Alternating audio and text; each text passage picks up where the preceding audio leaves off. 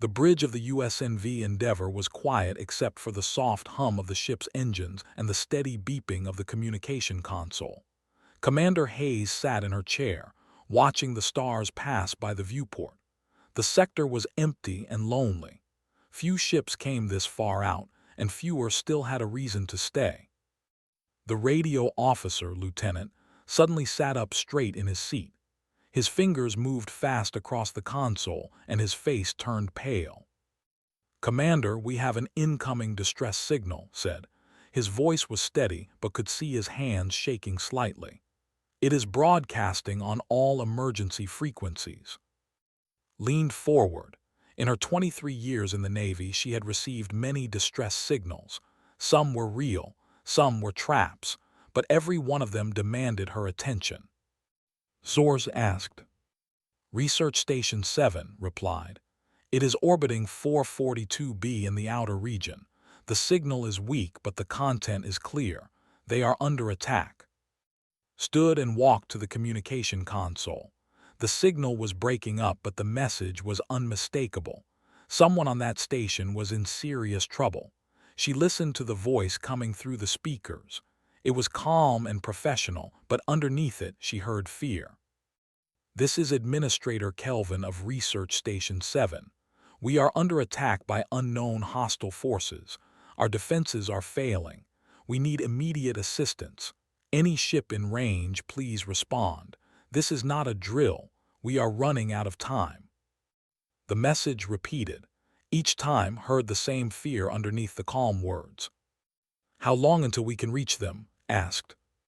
37 minutes, Commander," answered Lieutenant Susan Price from the helm. "But there is a problem. The research station is a facility. They made it clear years ago that they did not want human involvement in their affairs. They said we were too violent, too unpredictable." Knew this was true. They were advanced and proud. They had visited Earth once, many years ago, and decided humanity was not ready for galactic relations.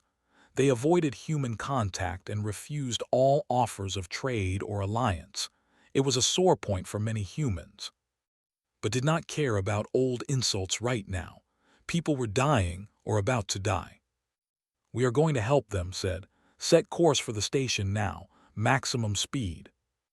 "Commander," said Captain Henry from Tactical, "we do not know what we are flying into. The signal mentions unknown forces. If we rush in, we could lose the ship and crew." Understood the risk. She knew was right about the danger, but she also knew what kind of person she was. When someone called for help, she answered. That was the core of who she was. That was what being human meant. "The need help," Captain said. "We will go. Prepare combat teams and get me Lieutenant Daniel Cross. I want him to lead the rescue operation." Within 10 minutes, sat in the briefing room with Lieutenant Daniel Cross and Sergeant April. Cross was a tall man with hair and a face that showed the strain of long years in the military. Was younger, sharp and focused, with the kind of eyes that missed nothing. Explained the situation to them. The distress signal, the unknown attackers, the trapped in their station. As she spoke, she watched their faces. These were trained soldiers who had faced danger many times before, but danger was always different when lives were on the line. "I need your team to go down to that station and protect the said. Get them to safety, find out who is attacking them, and do not get killed doing it." Cross nodded slowly. "How many soldiers can we take?" "I am limited by shuttle space," replied. "You can take 12 soldiers. That is all we can fit. The shuttle can make multiple trips, but every trip takes time. You will have to work with what you have." Cross and exchanged a quick look. 12 soldiers against an unknown enemy. It was not much, but they had worked with less before. "We will need soldiers who can think fast," Cross said. "And we will need a communications specialist and an engineer. Sergeant can handle tactical support. I want Corporal Hayes with us." His jaw tightened slightly. Was her younger brother. He had joined the Marines just a year ago, had mixed feelings about having him on the rescue team, but she knew Cross was right, was smart and capable. He had proven himself in training. Approve said. Within 20 minutes, the rescue team was assembled in the shuttle bay. The soldiers wore combat armor and carried weapons. They looked ready for war, but knew that ready and prepared were two different things. None of them knew what waited for them at the station. The shuttle was a military transport, built for speed and durability.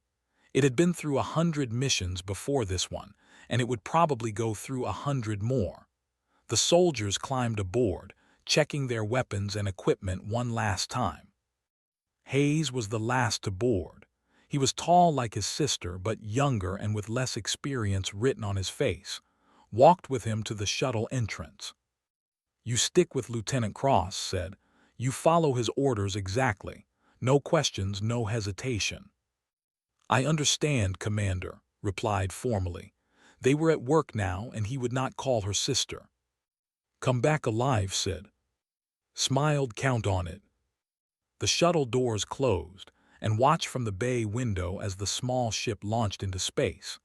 The Endeavour had already changed course and was moving fast toward Research Station 7. The engines hummed with power as they pushed the ship to its limits.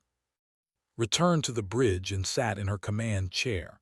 She pulled up a map of the system on the screen. The station was a small dot, far away in the darkness. On that tiny dot, people were dying. In 30 minutes, her brother and his team would be there. She could only hope it would be in time. The Endeavour jumped to faster-than-light speed, and the stars stretched into long lines of white light. The ship raced toward the station, carrying with it the hope that humans, even if not wanted, could still save the day. The shuttle descended through the atmosphere and approached the damaged station. Smoke and debris floated around it like a dark cloud. Several sections of the station were dark, no lights showing. Other sections flickered with the orange glow of fire. The damage was worse than anyone had expected. Lieutenant Cross stared out the viewport and felt the weight of what was about to happen settle on his shoulders. He had led rescue missions before, but something about this one felt different. The station was not built for combat. The scientists and researchers inside were not soldiers. If this rescue went wrong, he would be responsible for their deaths. The shuttle's pilot, Captain David, navigated the ship carefully toward the docking bay. The controls responded sluggishly. The station's guidance systems were either damaged or offline. He had to fly the approach manually. "Docking bay ahead," reported. "Multiple small explosions visible. Fires burning in sections 3 and 4. I am reading no active defense systems." "That is not good," Sergeant said from her seat. "No defense systems means the station is defenseless." "It means we are walking into a shooting gallery," Cross replied, "and we are the targets." The shuttle touched down in the docking bay with a hard bump. Sparks flew from the landing struts as the ship made contact with the damaged bay floor. The doors hissed open, and the sound of destruction flooded in. Alarms were blaring. Gunfire echoed through the corridors in the distance. The smell of smoke and burned electronics filled the air. Cross led his team out of the shuttle, weapons ready. The docking bay was a disaster. Cargo containers were overturned. The floor was cracked and buckled. Bodies lay scattered across the bay, and Cross could not tell if they were still alive. "Move carefully," he ordered. "Watch for traps, watch for ambush, take point. Hayes, watch the rear, everyone else watch the flanks." Sergeant moved forward, her rifle held tight against her chest. The other soldiers followed in a formation they had practiced 1,000 times. They moved slowly through the bay, checking every shadow, every corner, every piece of wreckage. A door at the far end of the bay was sealed, but they could see light behind it. Cross approached the door and tried to open it manually. The panel next to the door was dark. No power. He gestured to Private, their engineer, who stepped forward with a cutting tool. The blade bit into the door, and after 30 seconds had cut a hole large enough to crawl through. Cross went through first, his weapon raised. On the other side he found a corridor. The lights were still working in this section, though they were dim and flickering. More bodies lay on the floor. These were bodies, Cross realized. He recognized their blue skin and the distinctive head shape. They had been killed recently. The sound of gunfire was louder now, coming from somewhere deeper in the station. Cross could hear voices shouting orders, but not in any language he recognized. "This way," he said, pointing down the corridor. They moved forward carefully. Every step could trigger an ambush. Every corner could hide an enemy, but they had no choice. They had to find the survivors. After 200 meters, they found a sealed door with a small observation window. Inside, Cross could see people huddled together. Scientists, station personnel, at least 40 of them, maybe more, crowded into what looked like a storage room. A woman's face appeared at the window. Her eyes widened when she saw the human soldiers. She said something in the language, and the other people inside turned to look. Cross gestured for her to open the door. The woman shook her head and pointed at the control panel. Cross understood. The door was locked manually from the inside, meant to keep people out. He motioned for again. Cut through the panel and the lock. The door slid open slowly, and the inside stood up, hope and fear mixing on their faces. "Come out," Cross said. "We are here to help you." A tall male stepped forward. He was older, with marks of authority on his face. This had to be Administrator Kelvin. "You are human," said. His voice was surprised. "You responded to our distress call." "That is why we are here," Cross replied. "We need to get you and your people to safety. What is your situation?" Stepped into the corridor. His face was grim. "They came from nowhere," he said. "They broke through our outer defenses and started hunting us. We have lost many people. Our weapons do not hurt them. They move like machines. They do not stop. They do not hesitate. We sealed ourselves in here because we could not fight them." The Cross asked. He had heard of them, rumors at least, a warrior species, violent, dangerous, unpredictable. "They want the research data," continued. "The data in the central vault. They will not stop until they get it, or we are all dead." Cross turned too. "We need a defensive position. We need to keep them safe while we get them out." But before could respond, an alarm sounded. A different alarm, a proximity alarm. The warrior appeared at the far end of the corridor. It was 8 feet tall, maybe taller. Its body was covered in exoskeletal plating that looked like armor forged from steel. Its face was angular and brutal, with teeth like knives. In its hands, it held a weapon that hummed with deadly energy. The corridor became a frozen moment. The human soldiers and the warrior stared at each other, separated by 50 meters of empty space. Then the raised its weapon. "Take cover," Cross screamed. The energy blast came like a wave of burning light. The corridor erupted in chaos. Soldiers threw themselves behind cargo containers and overturned equipment. The warrior moved forward, firing again and again. The energy blasts left scorch marks on the walls and melted metal. Sergeant returned fire, her rifle blazing. The bullets hit the warrior, but they bounced off its armor like they were nothing.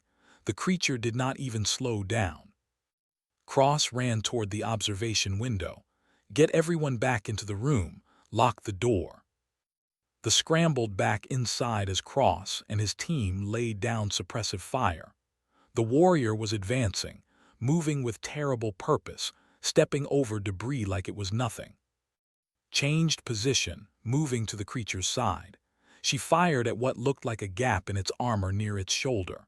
The bullets found something vulnerable. The warrior stumbled and turned toward her, raising its weapon. Cross saw what was about to happen. He fired a full magazine at the creature's exposed side. The bullets tore through it, and the warrior collapsed to one knee, took the opportunity and threw a grenade. The explosion rocked the corridor and the warrior flew backward, crashing into the wall. For a moment there was silence. Blood, dark and thick, pooled around the creature's body. "Is it dead?" Hayes asked. "I think so," replied, but her voice was uncertain. Cross knew they had won this battle, but the battle was only the beginning. If they had sent one warrior, there would be more coming. The station was becoming a death trap, and they had to get out now. "Everyone back to the shuttle," he commanded. "We are leaving." Journey back to the docking bay turned into a nightmare. Warriors appeared from multiple directions, cutting off the retreat route. Cross and his team found themselves fighting a desperate battle while trying to protect the civilians. The corridor became a zone of fire and death. Energy weapons carved lines of burning light through the air. Human bullets met armor. The ground shook from explosions and impacts. They screamed and huddled close together, shielding the children. Corporal Hayes took a position behind a piece of heavy machinery. He fired his rifle methodically, aiming for the gaps in the armor that had identified. His hands were steady even though his heart was racing. He had trained for this moment his entire military career, but training was nothing compared to the reality of combat. A warrior turned toward him and raised its weapon, dove to the side as the energy blast melted the metal behind where he had been standing seconds before. He rolled across the floor and came up firing. 3 bullets, 4, 5. The creature staggered and fell. Moved back toward the group, keeping his eyes up and his weapon ready. This was not the heroic moment he had imagined. This was raw terror mixed with the cold focus that training creates. Sargent was fighting 2 warriors at once. She moved with efficiency, using the environment to her advantage. She fired from one position, then moved before the warriors could lock onto her location. But one of them was faster than she expected. It fired a blast that caught her in the shoulder, and she went down hard. Cross shouted. He immediately provided cover fire, forcing the warriors to take defensive positions. Ran forward and grabbed her arm, helping her to her feet. "I am okay," said, though her left arm hung useless at her side. Blood soaked through her armor. She was hurt badly, but she was still fighting. "Keep moving," said. "We have to keep moving." The group pressed forward toward the docking bay. Behind them, the sound of pursuing warriors echoed through the corridors. The station seemed to be working against them. Passages were blocked by debris. Doors would not open. It was like the whole structure was trying to trap them. Cross pushed them faster. The docking bay was close now. Maybe 200 meters away. They could make it. They had to make it. But then the corridor ahead exploded. An energy weapon had hit the bulkhead directly. The metal warped and twisted. A barrier of destruction blocked their path completely. Cross skidded to a stop. They were trapped. "There is an alternate route," said. He was breathing hard, his blue face dark with exertion. "Secondary passage. It runs through the research level. It will take longer, but it goes around this section." "Can you guide us?" Cross asked. "Yes," replied, "but the research level is dangerous. The main server core is there. If they reached it, they will be defending it." Cross had no choice. Lead the way. They turned and moved deeper into the station, away from the main docking bay. Behind them, they could hear the warriors tearing through the blocked passage. Their pursuers were closing in. The research level was a maze of corridors and small rooms. Computers and equipment lined the walls, most of them dark and dead. They passed laboratories where experiments sat unfinished, frozen in time by the attack. Led them through the passages, occasionally pausing to orient himself. Helped support as they moved. She was losing blood faster than they wanted to see. The wound in her shoulder was serious. They needed to get her to the shuttle's medical supplies fast.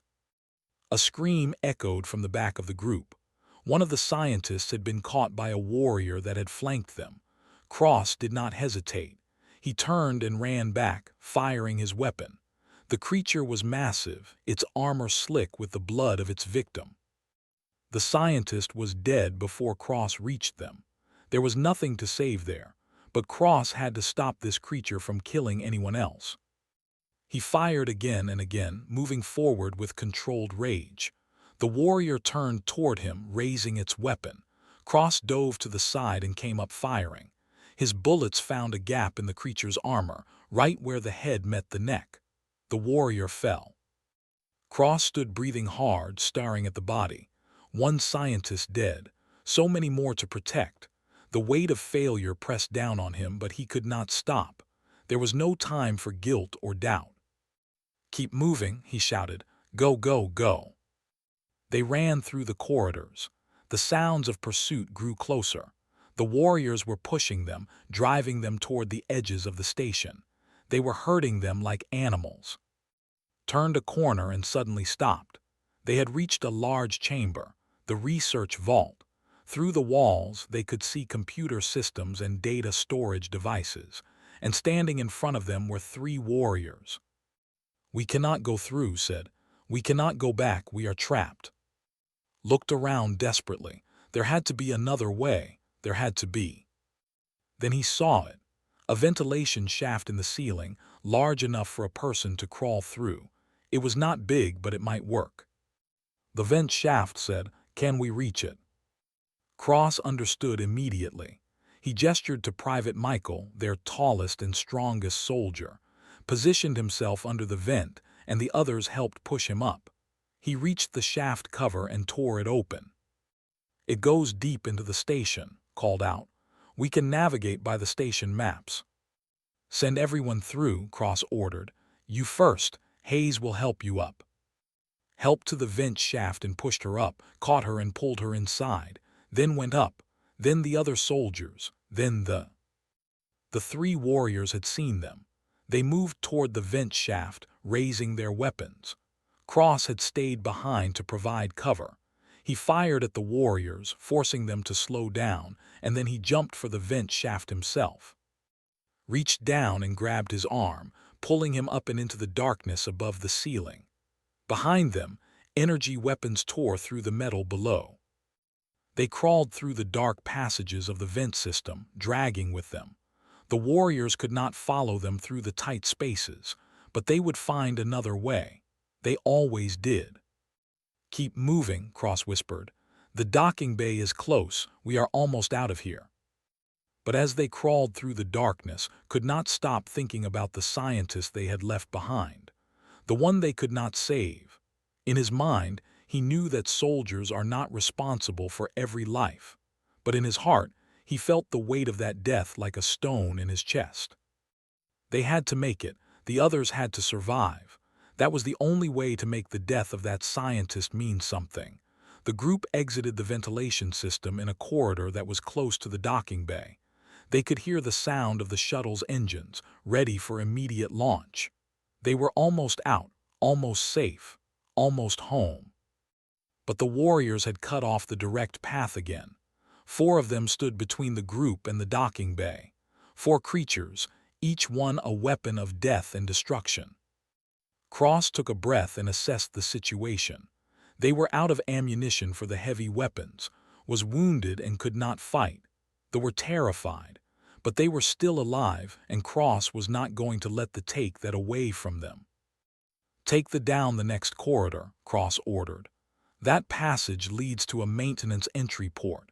It opens directly into the docking bay. You can get them to the shuttle through there." "But the will stop us," protested. "No," Cross said, "because then I will keep them busy." Despite her wound, nodded. She would fight to the end if that was what was needed. Understood what Cross was really saying. They might not survive this, but they would. That was what mattered. Took a moment and then he turned to. "Come with me," said. "Everyone stays together. We move fast and we do not stop for anything." Nodded and began leading the way from the main corridor. Stayed close to them, his weapon ready, watching for any sign of danger. Cross and moved toward the 4 warriors. This was suicide, they both knew it, but there was a purpose to this suicide, there was meaning in it. The first warrior raised its weapon and fired. Cross and split in opposite directions, moving with the kind of precision that only comes from years of training. Fired at the creature's legs, aiming for any weakness in the exoskeleton. Cross ran straight at the warrior, ducking under the energy blasts. The creature was fast, but humans had something they did not have. Humans had the ability to make intuitive leaps, to understand tactics on an emotional level, to feel the flow of battle. Cross knew exactly where to be when the creature fired. He knew when to move left instead of right. It was not luck. It was the deepest kind of fighting knowledge. He reached the creature and jammed his knife into the seam where the armor plates joined together. The blade bit into soft tissue underneath. The warrior shrieked, a sound that shook the corridor. It swung at Cross with its massive arm. Cross was thrown backward by the impact, but he was already moving to absorb the blow. He rolled across the floor and came up firing his handgun. 4 shots. The creature stumbled, moved in from the side, her rifle blazing. The warrior went down. But there were still 3 more. The second creature moved with terrible speed. Fired at it, but the bullets could not keep pace with its movement. It covered the distance between them in seconds and swung a claw that would have torn her head off if she had not thrown herself backward. Cross fired at its back, drawing its attention. The creature turned toward him and he ran. He ran down the corridor away from the docking bay, leading the warrior away from his team. This was sacrifice. This was the human choice to give yourself for others. The creature chased him, firing its weapon. The energy blasts melted metal and boiled air. Cross twisted and turned, using his knowledge of the station corridors to stay ahead of the pursuit. He had memorized the station layout from the briefing materials. Every turn he took put distance between the warrior and the docking bay. But was still back there, facing 2 more creatures. Cross heard the sound of battle echo through the station. He heard her rifle fire. He heard the terrible howls of the warriors. He could not let her fight alone. Cross turned and ran back toward the sound. The warrior that had been chasing him was getting close, but Cross was faster on the turns and through the tight spaces. He knew this station better than the creature did. He burst back into the main corridor and saw on her knees, one arm hanging useless, her other arm raising her rifle one more time. The 2 warriors were closing in on her. Cross fired a full magazine at the closest warrior. The bullets tore through its exoskeleton. The creature turned toward Cross and took the opportunity to fire a grenade from her rifle's underslung launcher. The explosion threw one of the creatures backward. The 3rd warrior appeared around the corner. This was the one that had been chasing Cross. They were being surrounded. But then something changed. Hayes's voice crackled through the radio in their ears. Cross, we are engaging the mothership. We just took out their command center. Their warriors are not responding to orders. They are malfunctioning. You have maybe 3 minutes to get everyone to the shuttle. Hope ignited in Cross's chest. The warriors, without guidance from their ship, were becoming unstable. The creatures were still dangerous, but they were losing the coordination that made them deadly. Go, Cross shouted to the shuttle now. They ran. The warriors followed, but they were moving without purpose now, without the clear commands that had driven them before. Ran despite her wound, fear, and determination pushing her forward. The docking bay came into view. The shuttle was there, its bay doors open. Hayes was standing in the entrance, waving them inside. Behind them, the warriors were losing speed. Cross and threw themselves into the shuttle. Slammed the bay doors closed as the first warrior crashed into them from the outside. Launch, Cross screamed into the radio. The shuttle's engines roared to life. The ship lifted off the docking bay floor. Through the viewport, they could see the station falling away beneath them and above them. The USNV Endeavour firing weapons at a massive ship that was trying to escape. Collapsed in the cargo bay, and the medical personnel rushed to her. She was losing consciousness, but she was smiling. "Did we save them?" she whispered. Cross looked around the shuttle. They were safe, all of them, every single person they had been sent to rescue. The mission was complete. "Yes," Cross said, "we saved them, we saved everyone." Outside the shuttle, space erupted in light and fire as the Endeavour pursued the ship. But inside the shuttle, there was peace. They had done the impossible. They had walked into the darkness and brought people back into the light. And as the shuttle climbed toward orbit, Hayes watched the station fall away and thought about the scientists they could not save. That death meant something now. It meant that the others had survived. It meant that the sacrifice had purpose. The shuttle's engines pushed it faster and faster, away from danger, toward home, but knew that what he had seen today would stay with him forever. He had learned something about what it meant to be human. He had learned that humans did not fight because they were strong. They fought because they loved.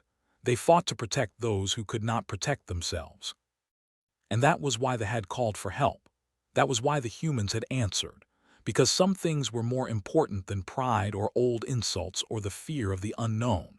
The battle in space was over in less than 10 minutes.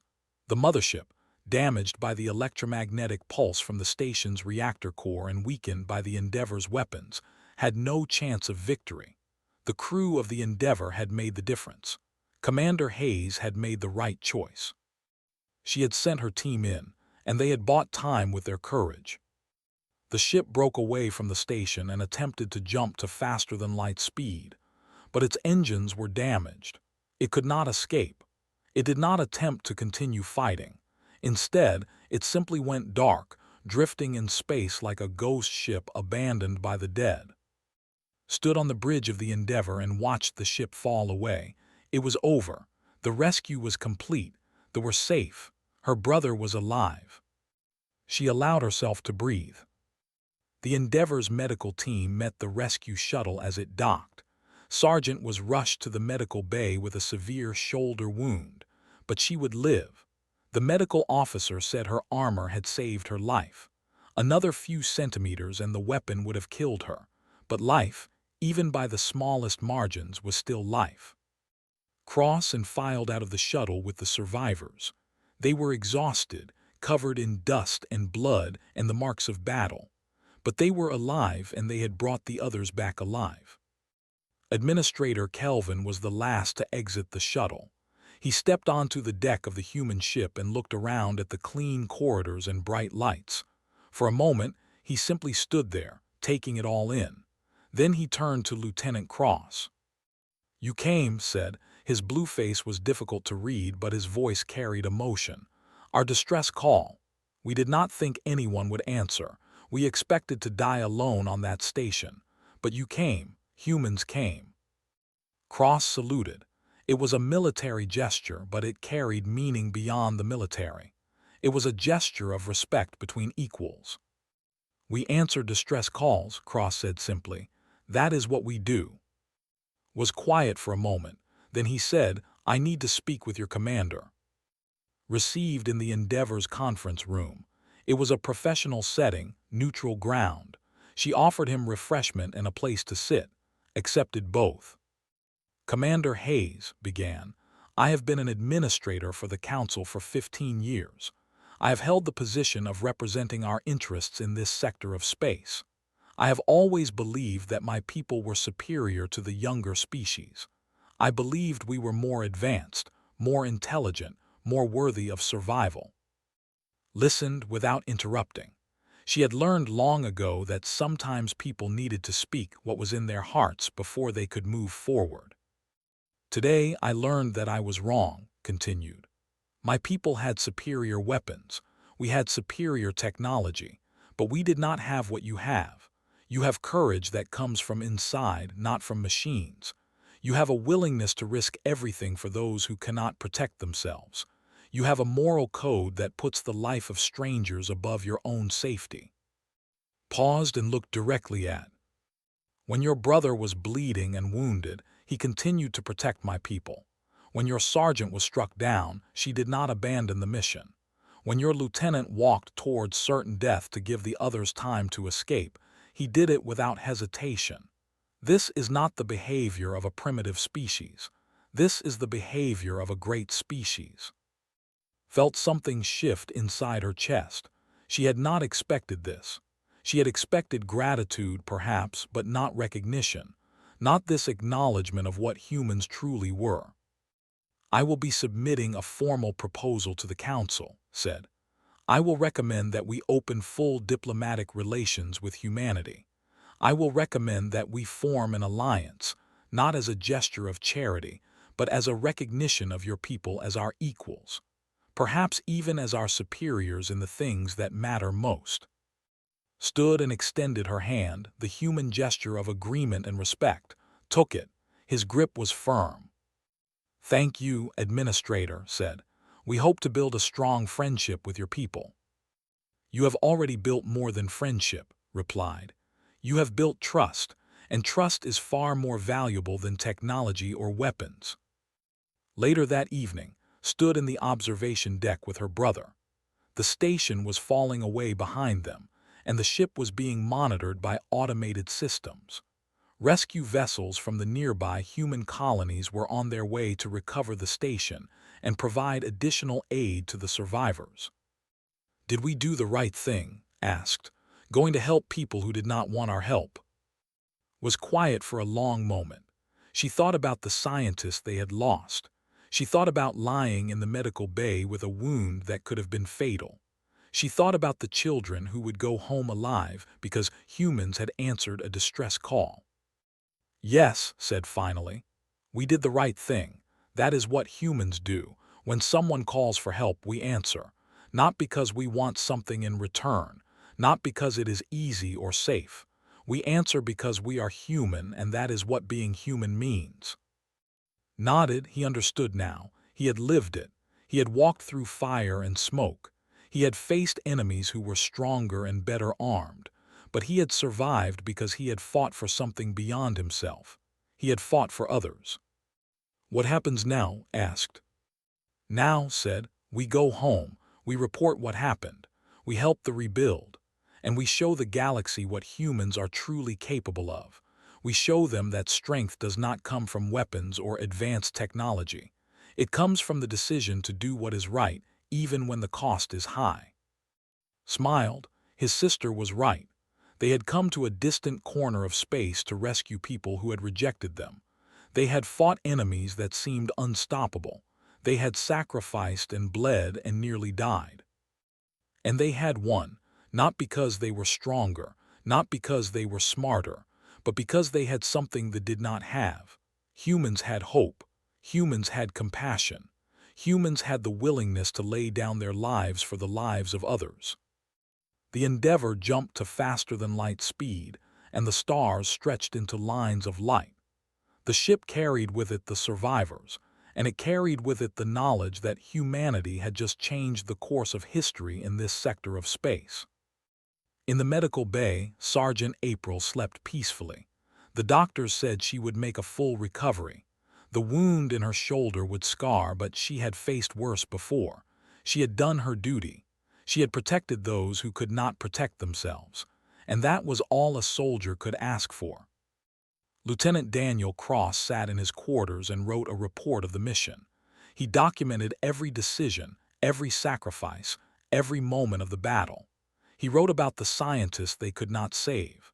He wrote about the courage of his team. He wrote about the moment whence voice came through the radio and told them that the mothership was engaged. He wrote about what it meant to be human. In her quarters, Hayes looked at a message from the council. They were formal about it, distant and bureaucratic in their language, but the meaning was clear. Humanity was being recognized as a species worthy of standing beside the greater powers of the galaxy, not as dependents or clients, but as equals. Smiled. This was what she had always believed could happen. Humans and aliens working together. Humans proving themselves through action and courage.